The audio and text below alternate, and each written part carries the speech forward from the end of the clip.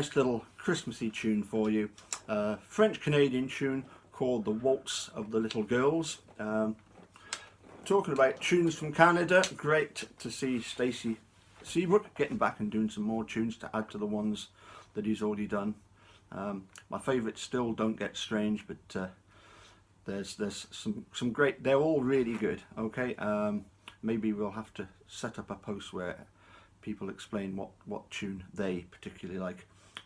Talking of videos, great to see Mark from Australia do a video. It was that good. I've even told him that I'll forgive Australia for regaining the Ashes. Anyway, talking about Canada, it's somewhere I hope to visit one day. I've got relatives in Ontario. I'd also like to visit quite a lot of parts of America, including Chicago and Manitowoc, and maybe down south to some of the warmer climates, maybe even meet up with Mr. Eric Ozey. And I must admit, as some people have suggested, that I checked through my emails, and on one of the later ones I did mention to Sheriff Herman that I would like to pay a visit to a particular building in Chicago Street. Some of you will know what that reference refers to. Anyway, getting back to the case, I don't think anybody, I personally believe, nobody believes that Stephen and Brendan are totally guilty. Why do I say that? Well, because I've spoken, obviously, with the ultimate guilter, Sheriff Herman. And his embarrassment at every piece of evidence was completely telling. To do with, we discussed the key, about it being found on the 7th search, and he sheepishly said, well, you know, and not every search was for several hours. Some were just sweeps of this tiny, as we call it in the UK, a static caravan. Pathetic, Robert. I could tell your embarrassment right from the word go, because you said that you're not going to, you're not going to believe me. We talked about the finding of the car by Pam, the lack of fingerprints, but there was plenty that were found in the RAV. So why none of Steve's? The blood obviously being planted. And obviously the bullet. But as I say, in my very first conversation with him, he offered up a piece of information, really answered a question that I hadn't even asked, and that was how he gets on with Colburn. You know, so why would he offer the information that he gets on really well with Andy Colburn? There's no hard feelings. I didn't know anything at all about the pair of them running for sheriff. But as I say, towards the end, his admission that he will have to talk with Kathleen Zellner, again, that just proves beyond any doubt that he's got information that he's going to sit on for now until the things start to look even worse for his department.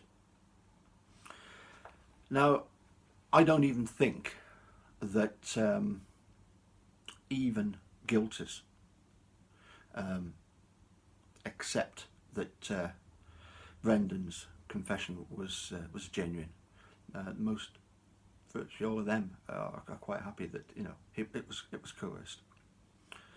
But some people still need to be convinced that Steve is not only the victim of evidence planting, but also that he's totally innocent. There are, for want of better words, some doubting Thomases, and I appreciate, the Bible tells us that, Jesus didn't think bad of doubting Thomas. It was only until he'd actually put his fingers through the holes where the nails were that he truly believed. And I can appreciate that for some people, much as they want to believe that Steve is innocent, they won't accept it until we have another person charged with the murder and found guilty. Interestingly enough, there was a tweet by Kathleen Zellner, and it referred to scratches in a phone conversation with one of Brendan's biggest fans.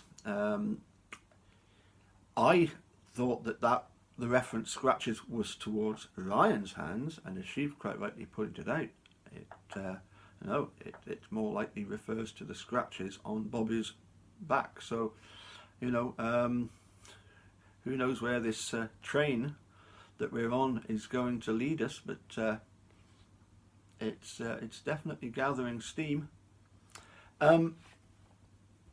As I say, getting back to the key, one of the emails that I dug up that I'd sent him, I actually refer to the key being planted and the lack of anybody other than Steve's DNA on it, which was obviously completely preposterous. And I sent him some. I did a little bit of research and sent him the information about touch DNA or contact DNA. And you know, the average person sheds 400,000 skin cells per day, and as little as 5 to 20 of these cells are actually required to make a DNA match. And of course, this DNA, these skin cells, can be lifted with tape, they can be swabbed, they can be scraped. When I first saw the key and its proximity to the slippers, to me there was no doubt that the key had simply been rubbed on the inside of the slippers, where there would be plenty of skin cells available for uplifting.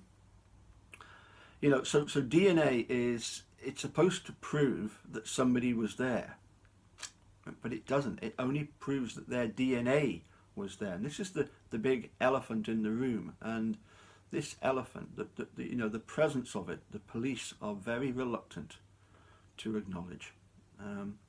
Anyway, I'm going to wish you all a very happy Christmas from Scotland, and I don't know if I'll get to do another one before Christmas. I might get to do one between Christmas and New Year, but anyway, I'd like to thank everybody who's tuned in. I can't remember when I started making videos. It's about 2 months now, and thank you to everybody for all your comments and words of encouragement, particularly Eric Jose, who's been sort of encouraged me in along greatly.